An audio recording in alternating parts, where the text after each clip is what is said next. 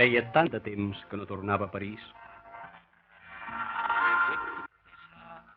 Sortint de l'estació d'Austerlitz, vaig entaforar-me en un taxi per recórrer la ciutat a la tuntun.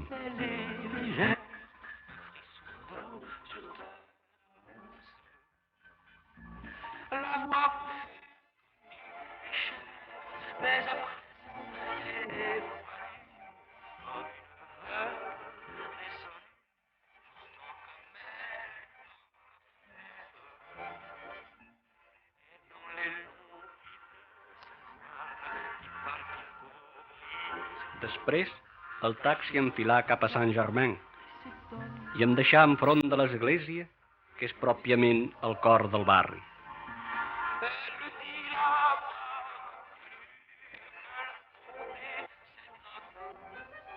En les terrasses d'aquests cafès de reminiscències intel·lectuals i artístiques, un dia freqüentades per Jean-Paul Sartre i Simone de Beauvoir, avui s'hi reuneixen tipus alegres i extravagants que hi porten la rialla i la diversió.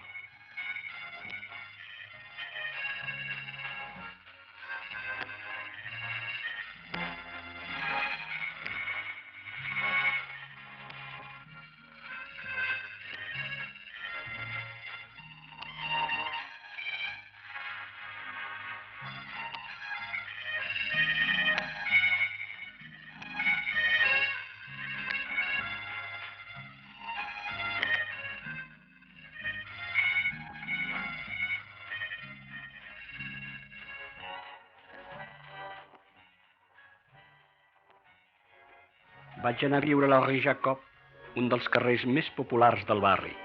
Per aquells dies, els hotels es veu que estaven tan plens que molta gent dormien per les voreres, pels bancs i pels portals. No obstant, vaig poder hostatjar-me en un hotel arregladet i ben situat, prop de la casa on visqué Richard Wagner. Des de la meva habitació, m'obsessionava l'edifici de pisos que es traçava enfront de l'hotel i m'escalfava el cap rumiant els drames i les alegries que devien descabdellar-se al darrere d'aquestes finestres. Ben prompte vaig saber que al tercer segona hi vivia un conegut antiquari, Monsieur Jacques Perrin, que tenia la tenda al quai Voltaire.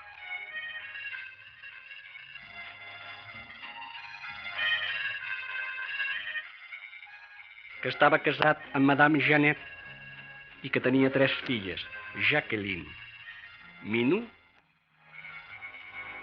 i Georgette. Els carrers de Saint-Germain constitueixen una indefugible tentació per als aficionats a les antiguitats i el prestigi dels seus expertisseurs és apreciat arreu.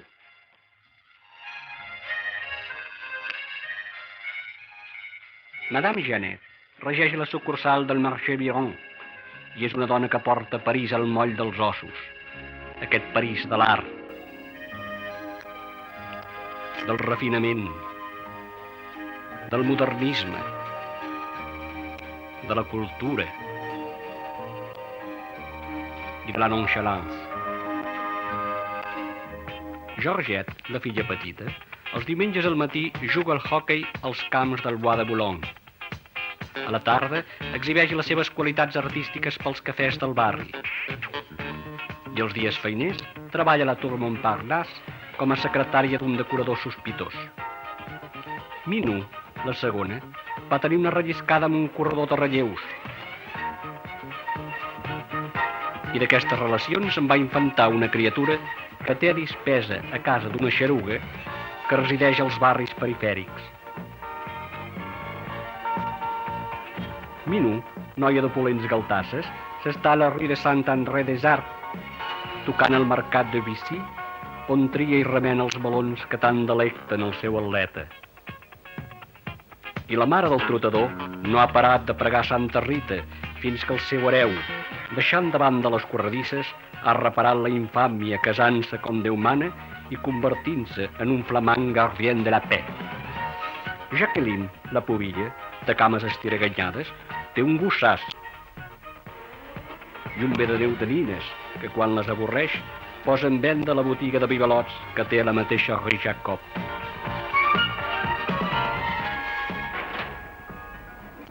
A la tarda agafa el metro en direcció a Passy, seguint les petjades d'aquella desvergonyida de l'últim tango.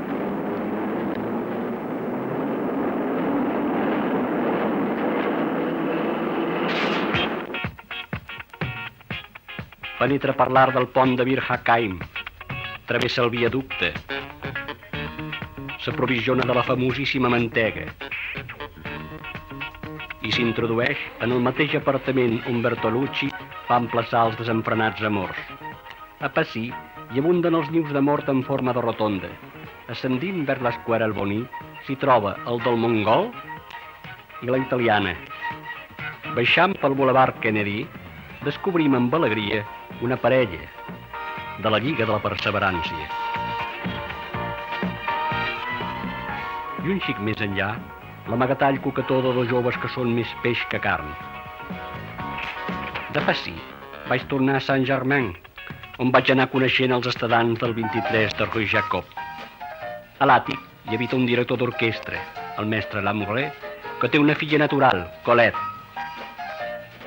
Els matins el mestre assaja en aquest Steinway i paladeja aquests ous a la Vassireux. Fa una migdiada i encén un ciri al mestre perquè li doni inspiració. De tot París acudeixen les melòmanes per a meravellar-se amb la batuta boja del prodigiós mestre Lamoureux.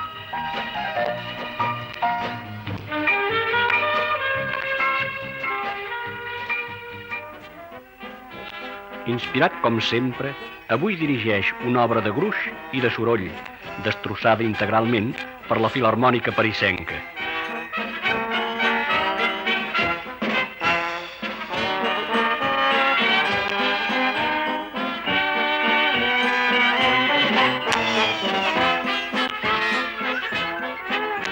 La princesa de Clèves porta el compàs.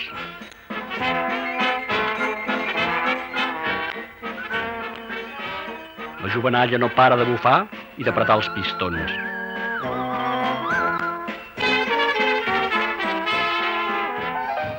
Un cop acabat el desconcert, les enteses fan comentaris una mica espessos i parlen del mestre, dels seus atractius físics, i se'n foten i se'l passegen.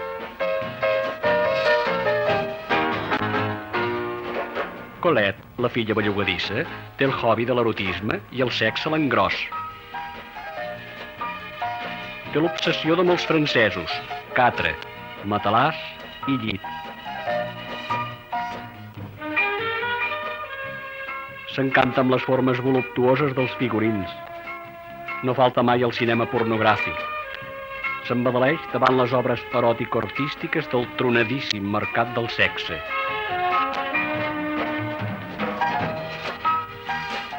I escolta la música pecaminosa que brolla de les intimitats fisiològiques d'aquestes gramoles. A la planta tercera hi habita Madame Falguière, ocupant un dúplex espaterrant, luxós, atapeït de mobles antics i de capritxosos bibelots. Madame descansa en un sumptuós llit on hi havia dormit la Sarah Bernard, i no porta altres capells que no siguin els de Courrèges, ni altres joies que no siguin les signades Van Cleef a Nàrtels. A Madame la vaig conèixer a l'Hotel Byron, on s'hi troba l'obra més representativa de Rodin. Per afinitats electives, vàrem fer-nos amics de veritat. I dinàvem plegats a Fouquet, o sopàvem a la Tour d'Argent. Compràvem flors de 1000 colors al mercat de Vichy i deambulàvem pels carrers del barri. Seguíem la Rue Visconti, on va morir Racine. Reposàvem a la plaça Fürstenberg, on va treballar Delacroix. I rondàvem pel Faubourg Saint-Germain i per altres indrets que ens feien evocar la memòria de Marcel Proust.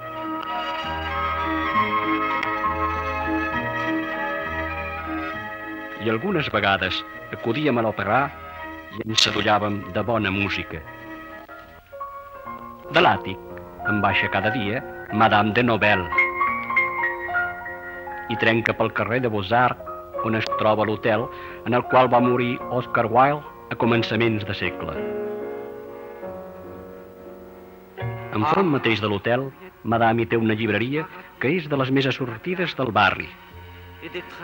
Saint-Germain és un empori de llibreries especialitzades, un autèntic paradís per als erudits. Madame, quan arriba al vespre, fa recompte del calaix, torna el 23 de la rue Jacob i es reuneix amb els seus gossos i amb les seves inefables germanes, amb Madame Martine, divorciada de Monsieur Fourcade, el conegut odontòleg de Saint-Ouen, amb Madame Cécile, vídua d'un coronel d'artilleria i mare de mossèn René, que exerceix a la parròquia de Saint-Séverin, i amb Madame Flore, examant d'un intel·lectual d'esquerres.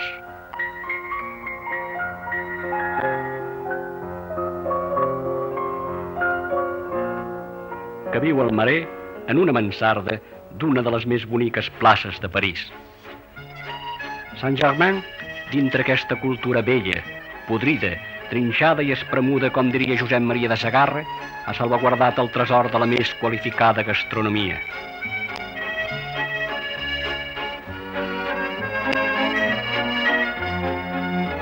André Allard, Topolinsky i tants d'altres han donat a la cuina francesa prestigi i renom.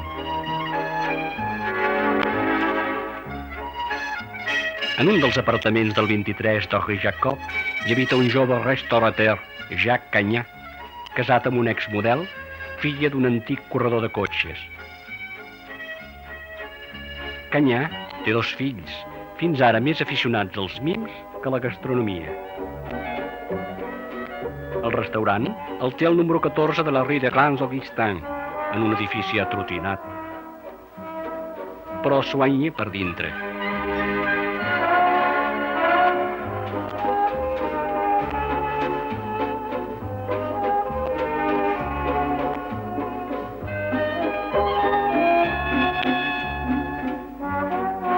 En la seva refinada cuina, el foie gras de canard frais, c'est parfait.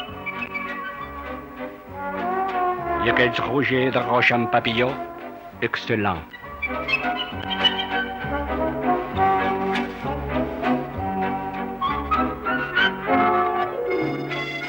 Si abans de la guerra el nucli dels artistes es trobava a Montmartre i a Montparnasse, des de fa uns anys ha vingut a parar a Saint-Germain-des-Prés.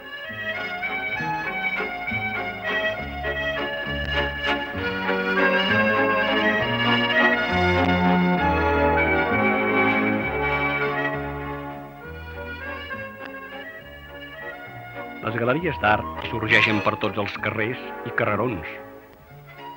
Una de les més prestigioses i que sol exhibir l'obra dels artistes més importants és propietat de Monsieur Duchamp i de la seva esposa, veïns també del número 23 de la rue Jacob, on habiten en companyia d'aquesta dama. El matrimoni és sempre preocupat per la seva filla Nanette, que s'han anat de casa per conviure amb una secta de vida bohèmia. Al matí solen practicar una mena de ioga de cap, uns exercicis de rems sense barca. Per esmorzar s'atraquen de hachís i de marihuana.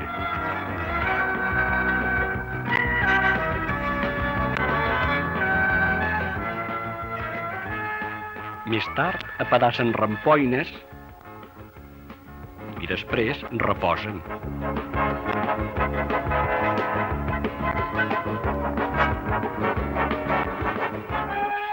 Ve l'hora d'entretenir els infants amb mil facècies i jocs divertits.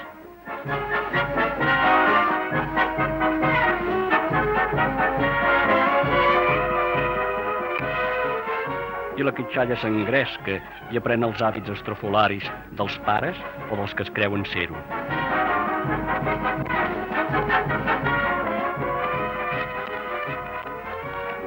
A l'hora de menjar, poc i dolent, però a l'hora de morrejar s'hi lliuren amb autèntic desfici. Entrada la tarda, comencen a sonar flautes i tam-tams, i la jovenalla forma els seus grups amb cants i ballarugues.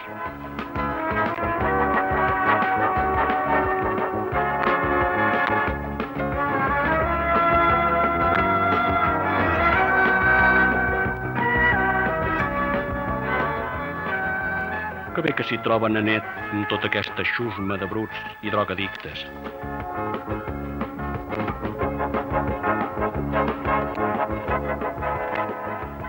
Per brut, l'entresol n'hi viu Monsieur Pascal Mouton, professor d'estètica a l'Escola de Belles Arts. A Monsieur Mouton, al matí, li va al mercat una veïna. Un company li renta la roba segons els cànons més clàssics i més bruts. I la dona d'un amic li cus i li repassa. Una vegada a l'any fa servir els banys públics. L'Escola de Belles Arts és bruta com el professor. És un cau de subversió, on els comunistes empastifen les parets, els neofeixistes les estàtues, i tots plegats ho fan tot a trossos. Els progressistes exalten el sexe i els integristes vellen per la moral.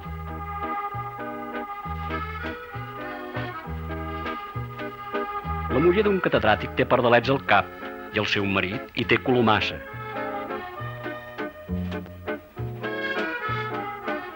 Hi ha professors marcats pels efectes de la beguda. Hi ha alumnes que van participar en el maig del 68, d'altres en el 69. I per causa del racisme hi ha deixebles i professors que intercanvien punts de vista civilitzadament. Al barri de Saint-Germain, a Madame Anaï la coneix tothom. És vídua de Monsieur Alemán, famós espiritista.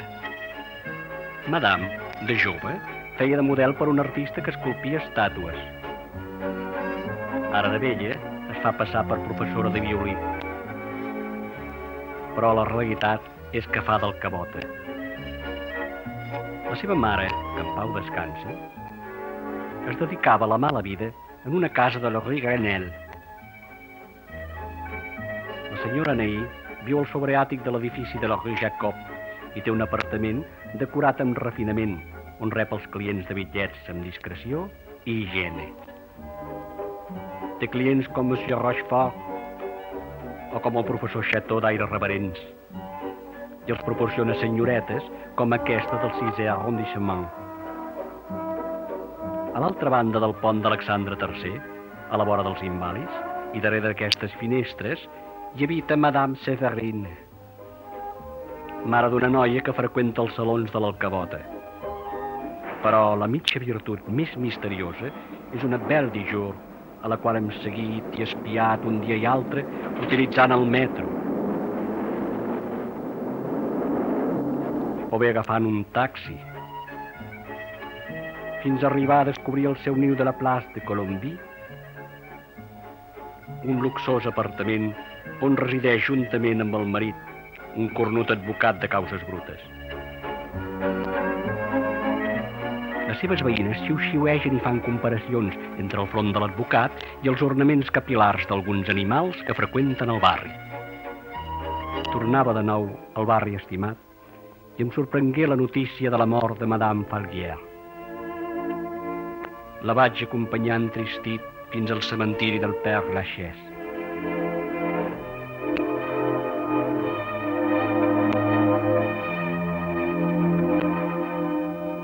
On ara reposa, juntament amb els seus i amb molts d'altres que ella va estimar, com el pintor Jaricot, els compositors Rossini, Cherubini i Chopin.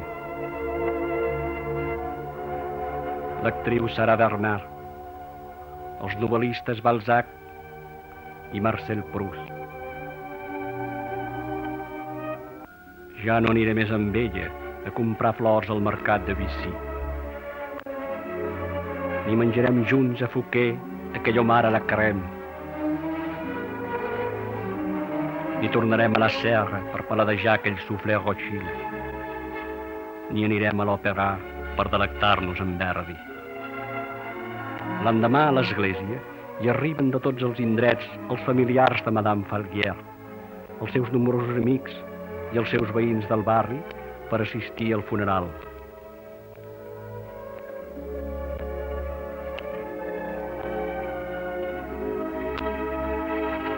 Avui, Saint-Germain sembla entristit i desolat. Les senyores del barri rememoren i ploren la seva amiga.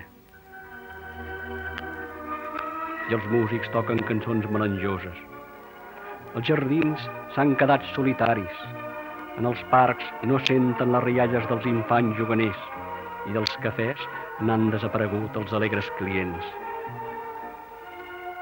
Només el campanar segueix somrient com sempre, contemplant impassible el fer i desfer d'aquest inefable Saint-Germain-des-Prés.